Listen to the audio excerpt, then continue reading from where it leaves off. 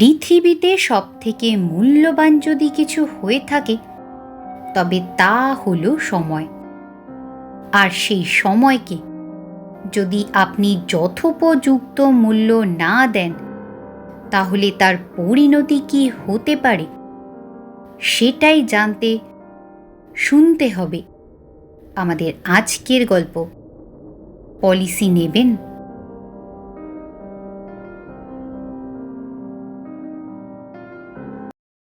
এই আরাত্রিকা, খাতাটা একটু ঘোরা না, দেখতে পাচ্ছি না।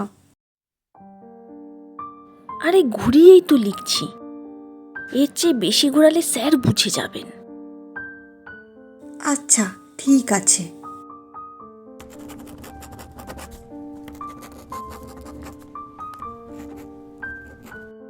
সেকেন্ড লাইনটা কি লিখেছিস বুঝতে পারছি না। উফ বাবা, অত বলতে গেলে স্যার ধরে ফেলবেন যে আমরা পরীক্ষায় দেখা দেখি করে লিখছি।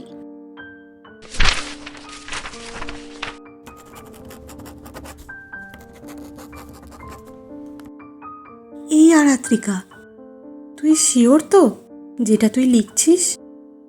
আবার উল্টোপাল্টা লিখছিস না তো? আমি তো তোর লেখাগুলো কিছুই বুঝতে পারছি না। বোঝার জন্য না পড়াশোনা করতে হয়।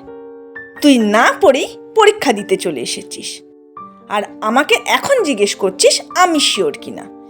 লিখতে হলে লেখ, না হলে বসে থাক, যত সব। কি ব্যাপার সংযুক্তা, তুমি আরাত্রিকা দেখে দেখে লিখছো? আর পরীক্ষা দিতে হবে না, দাও খাতা দাও। সংযুক্তা একটি বেসরকারি ইঞ্জিনিয়ারিং কলেজের তৃতীয় বর্ষের ছাত্রী। আজ তাদের সেমিস্টারের 5 নম্বর পরীক্ষার দিন, আর একটা পরীক্ষা হলেই তাদের ষান্মাসিক সেমিস্টার শেষ। কিন্তু প্রায় শেষ মুহূর্তে এসে আরাত্রিকা এমনভাবে চিৎকার করে কথাগুলো বলল যে স্যারের নজরে পড়ে গেল তারা। আর সংযুক্তাই যেহেতু দেখে দেখে লিখছিল, তাই তার খাতাটাই মূলত কেড়ে নিলেন পরীক্ষার গার্ডে থাকা টিচার। গার্ড টিচার হয়তো আশা করেছিলেন যে সংযুক্তা তার খাতাটা ফেরত পাবার জন্য একবার হলেও অনুনয় বিনয় করবে, কিন্তু সংযুক্তার আর সেই ইচ্ছে হলো না। আরাত্রিকার ওপর তার আজ ভীষণ রাগ হচ্ছিল। এমনিতেই সে আজকের পরীক্ষার জন্য প্রায় কিছুই পড়াশোনা করে আসেনি। আরাত্রিকা তাকে কথা দিয়েছিল যে সে পরীক্ষার হলে সংযুক্তাকে সাহায্য করবে, আর এই তার নমুনা। সংযুক্তা বেশ অপমানিত বোধ করছিল। সে তাড়াতাড়ি টিচারের কাছে তার পরীক্ষার খাতাটা জমা দিয়েই পরীক্ষার হল থেকে বাইরে বেরিয়ে গেল। আজ আর সে তার বেস্ট ফ্রেন্ড আরাত্রিকার জন্য অপেক্ষা করল না। সে কলেজ থেকে বেরিয়ে সোজা হাঁটতে থাকলো স্টেশনের উদ্দেশ্যে।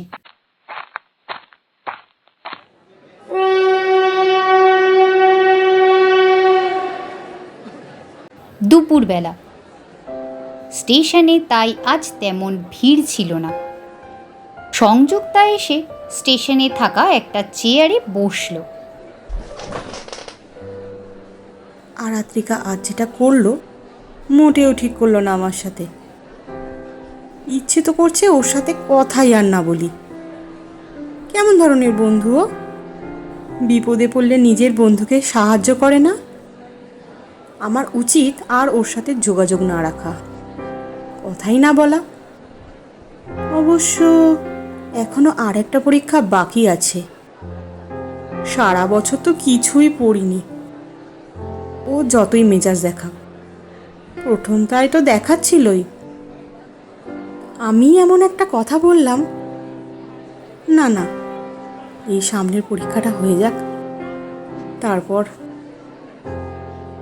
এমন সময় সংযুক্তার চোখ চলে গেল তার ডান পাশে ওই একই চেয়ারে বসে থাকা একজন ব্যক্তির দিকে। একটা লোক অদ্ভুত হাসি হাসি মুখে সংযুক্তার দিকেই তাকিয়ে আছে। সংযুক্তার প্রথমটায় একটু অস্বস্তি হলো, কিন্তু পর মুহূর্তেই সে নিজেকে সামলে নিল। না, আমার এখন অন্য কোনো দিকে মন দিলে চলবে না।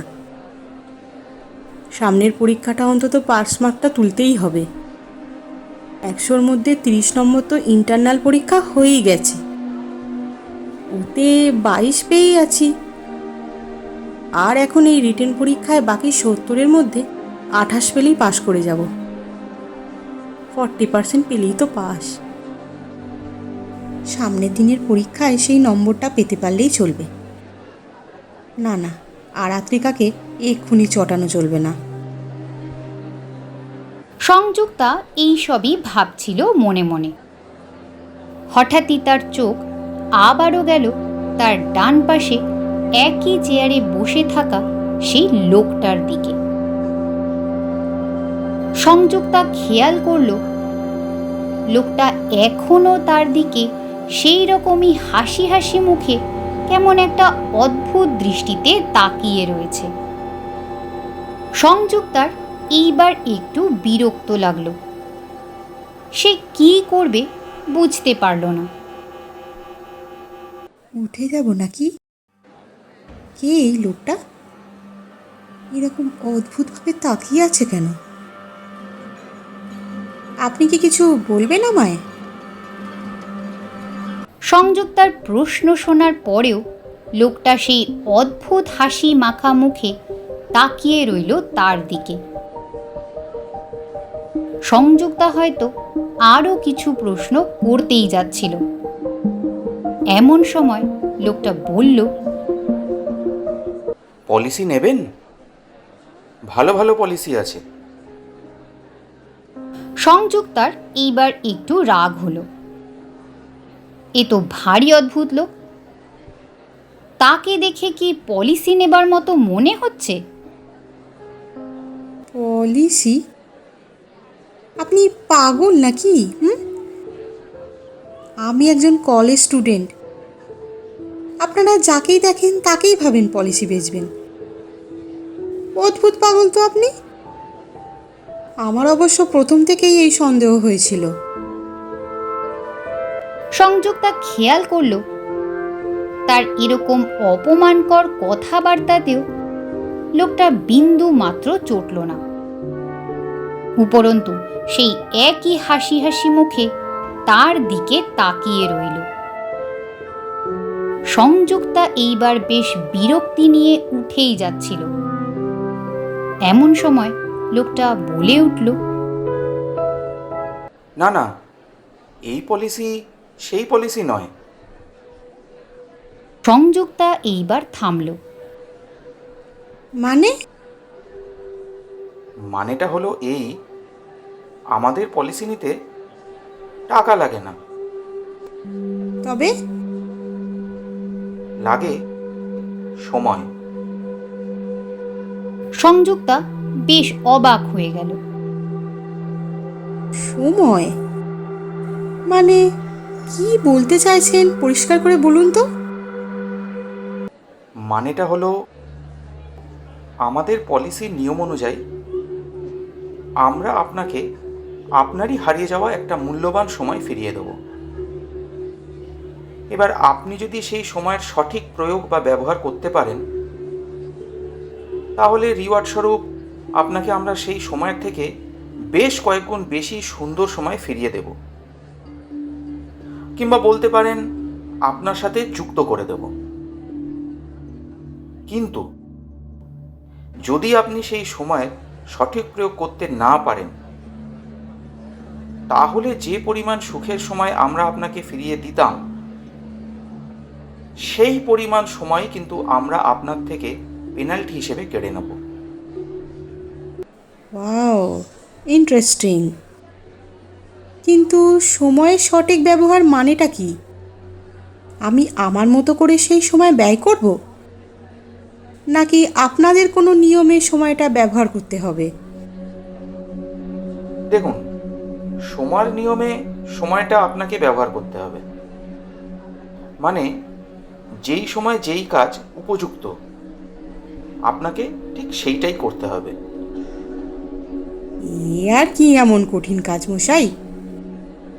খাবার সময় খাওয়া আর ঘুমানোর সময় ঘুম, এটা তো সকলেরই করে।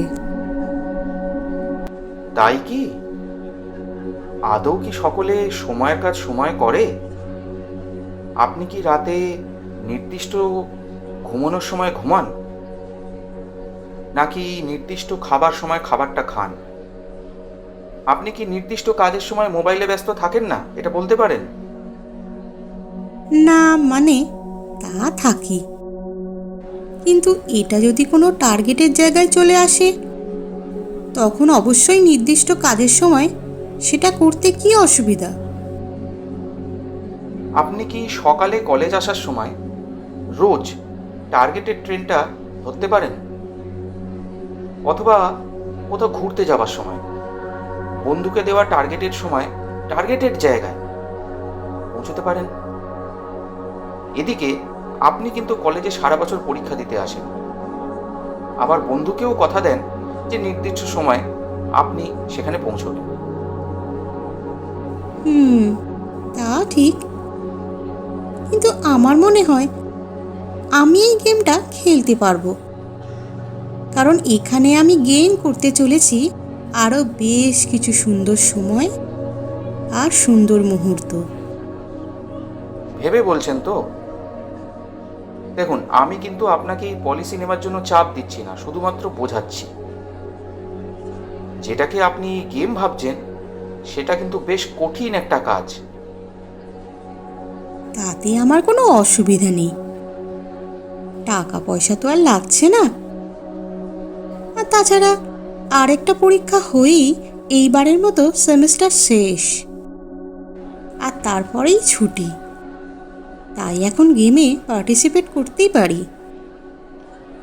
তাহলে আপনি প্রস্তুত তো? হ্যাঁ, আমি তৈরি। বলুন কি করতে হবে? আপনাকে আপনার একটা মূল্যবান সময়, যেটা আপনার জীবন থেকে হারিয়ে গেছে, সেরকম একটা সময় আমার কাছে বলতে হবে। আচ্ছা, তারপর? তারপর সেই সময়টা আপনি ফেরত পাবেন। ঠিক আছে। আজকের পরীক্ষার আগের দিনটাই, মানে গতকালের দিনটা।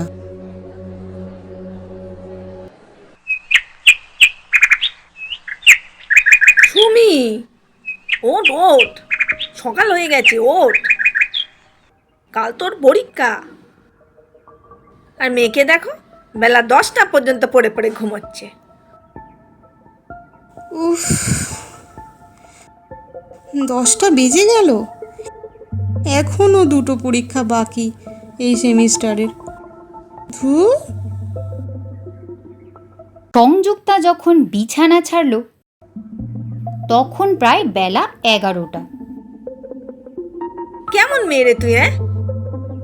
পরীক্ষা চলছে, তোকে সেই সকাল 7টা থেকে ডেকেই চলেছি, আর তুই উঠছিস বেলা 11টার সময়।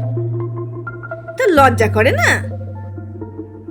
তোকে নিয়ে আমাদের এত স্বপ্ন, এত আশা ভরসা, আর তুই কি কিছুই রাখবি না? উফ মা, কাম অন। আমি এখন 3rd ইয়ারে, আগে 2টো বছরও তো পাস করেছি, তখন এই বছরটাও পাস করতে পারবো। সংযুক্তা ছাদে গেল। তাদের পাশের বাড়িতে নতুন ভাড়াটে পরিবার এসেছে। সেই ভাড়াটে পরিবারের একটি ছেলেকে তার বেশ লাগে, রাতুল। রাতুলের চশমা পরা দাড়ি গোঁফযুক্ত মুখমণ্ডলের মধ্যে কি যেন এক অদ্ভুত মায়া মাখানো রয়েছে। যা সংযুক্তাকে বারবারই তার দিকে আকর্ষণ করে। এই কয়েক মাসের মধ্যেই সংযুক্তা কিন্তু রাতুলের সাথে বন্ধুত্ব করে নিয়েছে। রাতুলেরও যে সংযুক্তাকে ভালো লাগে সেটা সংযুক্তা বোঝে, না হলে সে তাদের বাড়ির ছাদে উঠেছে দেখেই রাতুলও কেন তাদের ভাড়া বাড়ির ছাদে ওঠে।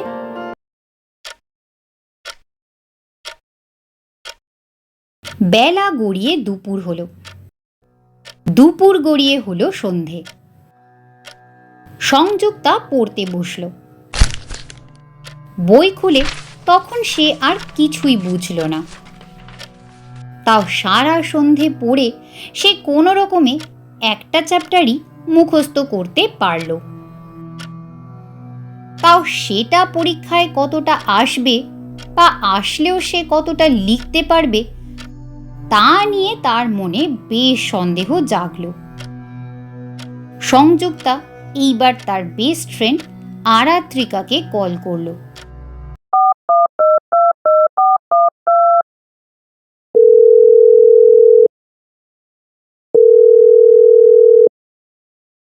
হ্যাঁ রে, বল। এই তোর প্রিপারেশন কেমন? মন্দ নয়। আমার তো প্রিপারেশন খুবই খারাপ রে। কি যে করব বুঝে উঠতে পারছি না। ও চিল ডিয়ার, আমি আছি তো, তোকে হেল্প করে দেব। প্লিজ দেখাস রে পরীক্ষার হলে। আমি জানি তোর পুরো সিলেবাস অন্তত 3 বার রিভাইজ করা হয়ে গেছে।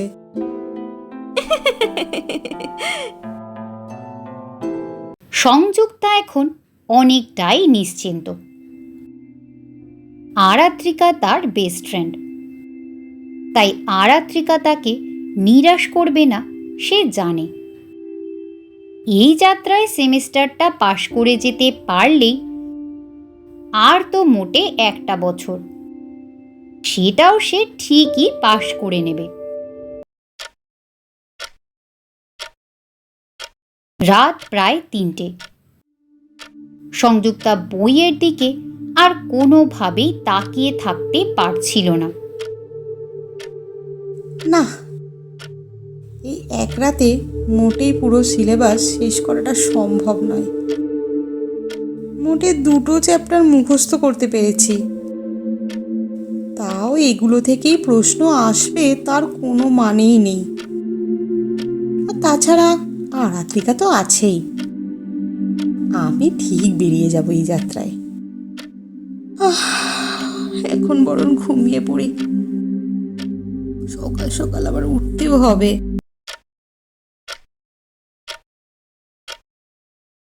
সংযুক্তার ঘুম ভাঙল, কিন্তু সে ভালো করে চোখ খুলতে পারছিল না। তার মাথার ভেতরটায় যেন কেউ খুব জোরে জোরে হাতুড়ি পেটা করছে বলে তার মনে হচ্ছিল। এতটাই ব্যথা করছিল। চোখের ওপর তীব্র আলোক রশ্মি পড়েছিল, তাই কষ্ট করে চোখ দুটো খুলেও আবার সেটা সে বন্ধ করে নিচ্ছিল। উফ, মাথাটা এত ব্যথা করছে কেন? উফ, কি হয়েছে আমার? আমি আমি এখন এটা কোথায়? এটা তো হাসপাতাল মনে হচ্ছে। আমার কি হয়েছে? আমার তো ঘুম থেকে উঠে পরীক্ষা দিতে যাবার কথা ছিল।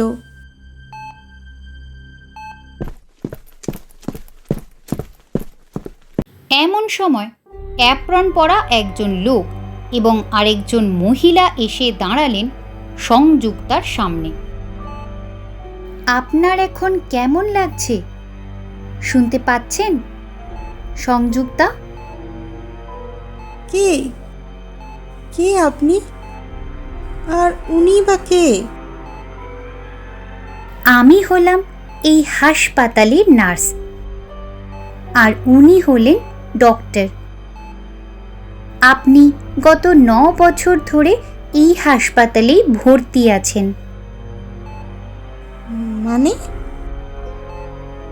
আজ্ঞে হ্যাঁ, 9 বছর আগে আপনার একটা বাইক অ্যাক্সিডেন্ট হয়। কি বলছেন এসব? আমার তো আজ পরীক্ষা দিতে যাবার কথা। হ্যাঁ, আমার কলেজে 6th সেমিস্টার চলছে। আজ্ঞে না ম্যাডাম, বিগত 9 বছর আগে আপনি আপনার বয়ফ্রেন্ড রাতুলের সঙ্গে বাইকে করে একটা ব্রিজের ওপর দিয়ে যাচ্ছিলেন। আপনাদের বাইকটা নিয়ন্ত্রণ হারিয়ে। ঠিক আছে, পেশেন্টকে এক্ষুনি এত প্রেশার দেবার কোনো দরকার নেই সিস্টার। ওনার স্মৃতিভ্রংশ হয়েছে, আস্তে আস্তে সব মনে পড়বে, সো ডোন্ট ওরি। না, আমি এক্ষুনি সব জানতে চাই। তারপর কি হয়েছিল? প্লিজ বলুন। আমি বলছি, আপনি আগে একটু শান্ত হন।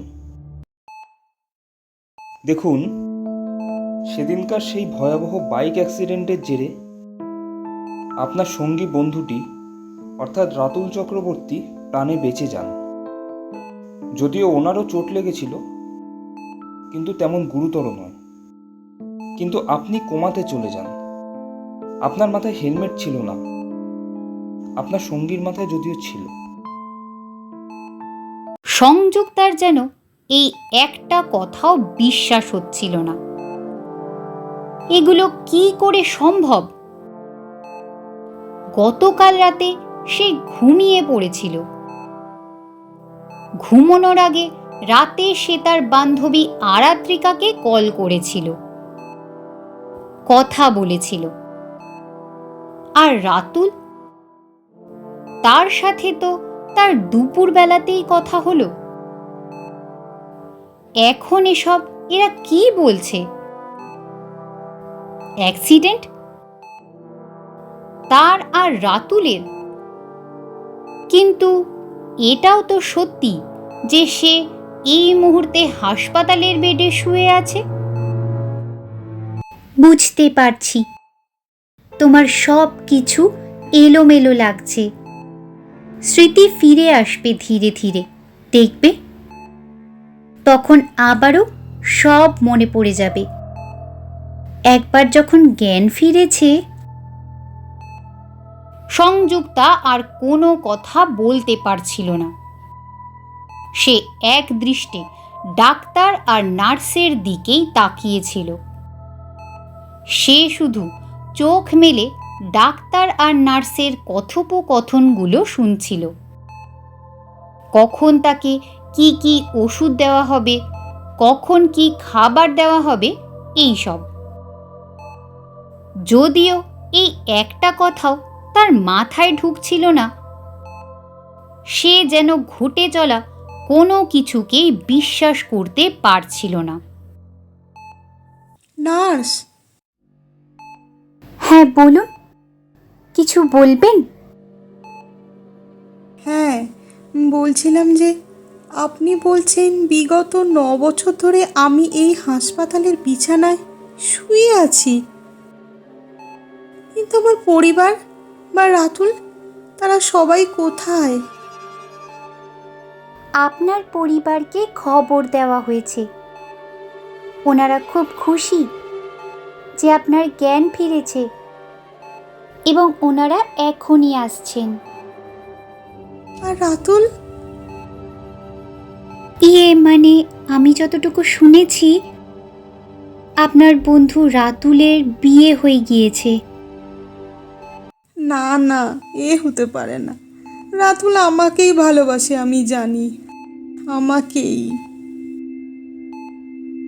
আপনি শান্ত হন, আপনাকে ভালোবাসতো। কিন্তু আপনি এত বছর ধরে এইভাবে হাসপাতালের বেডে রয়েছেন।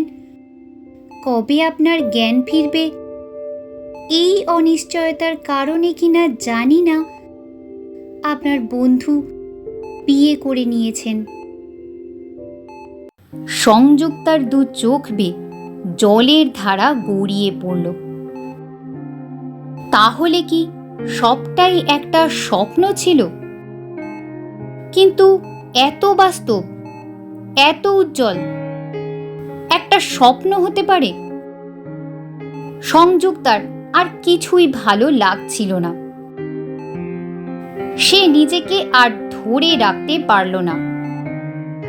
হাসপাতালের কেবিনের বেডে একা শুয়ে শুয়ে চোখের জল ফেলছিল। এমন সময় দরজায় টোকা পড়ল। আসতে পারি? সংযুক্তা চমকে উঠে চকিতে দরজার দিকে তাকালো। আপনি আপনি সেই লোকটা না, যেদিন স্টেশনে পলিসি বিক্রি করতে এসেছিলেন? ঠিক ধরেছেন ম্যাডাম, আগে আমি সেই অধম। এখানে কি চাই? আর তাছাড়া ওগুলো তো ছিল সব আমার স্বপ্ন। এইবার সেই অদ্ভুত লোকটি অদ্ভুত স্বরে হেসে উঠল।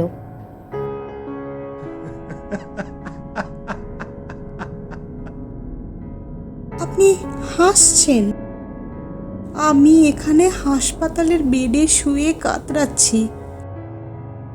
জীবন থেকে 9টা মূল্যবান বছর আমার হারিয়ে গেল।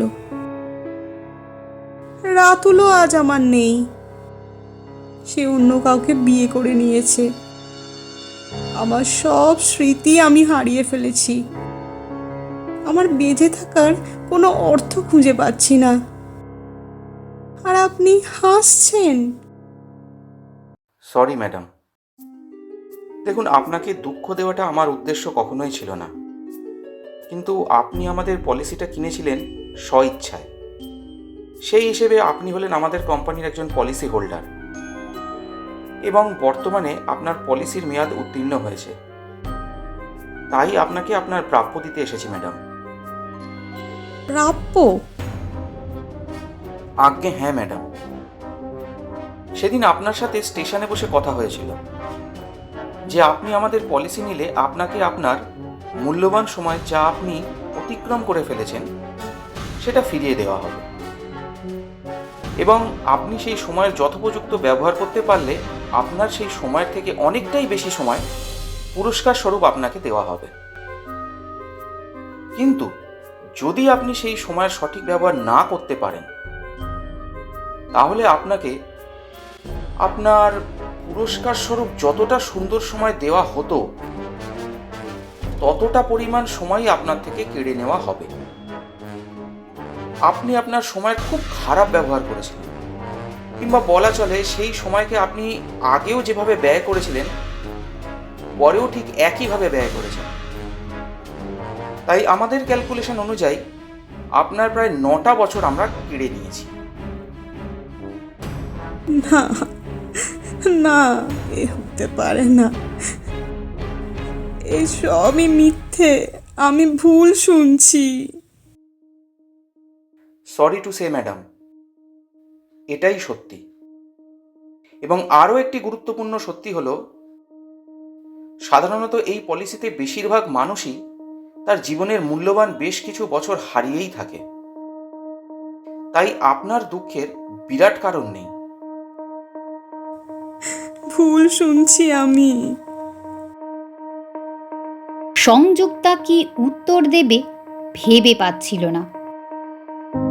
সে এক দৃষ্টে সেই অদ্ভুত হাসি হাসি মুখে তাকিয়ে থাকা লোকটার মুখের দিকে তাকিয়েছিল। আর ঠিক তখনই লোকটা তাকে উদ্দেশ্য করে জিজ্ঞেস করল, ম্যাডাম, এর চেয়েও ভালো পলিসি আছে আমার কাছে। আপনি কি নতুন পলিসি নেবেন? সময় যে কখন কোন রূপে আমাদের সামনে এসে হাজির হবে তা কিন্তু আমরা কেউ আগে থেকে জানতে পারি না। আজকের গল্প পাঠে গল্পের সূত্রধর হিসেবে ছিলাম আমি ইন্দ্রাক্ষী মুখার্জি। সংযুক্তার চরিত্রে ছিলেন প্রীতি মণ্ডল, আরাত্রিকার চরিত্রে ছিলেন সাহানা দাশগুপ্ত, পলিসি এজেন্টের চরিত্রে ছিলেন অয়ন সরকার এবং ডাক্তারের চরিত্রে ছিলেন প্রীতম পাল। গল্পটা কেমন লাগলো নিচে কমেন্ট বক্সে জানাতে ভুলবেন না। সকলে ভালো থাকবেন। নমস্কার।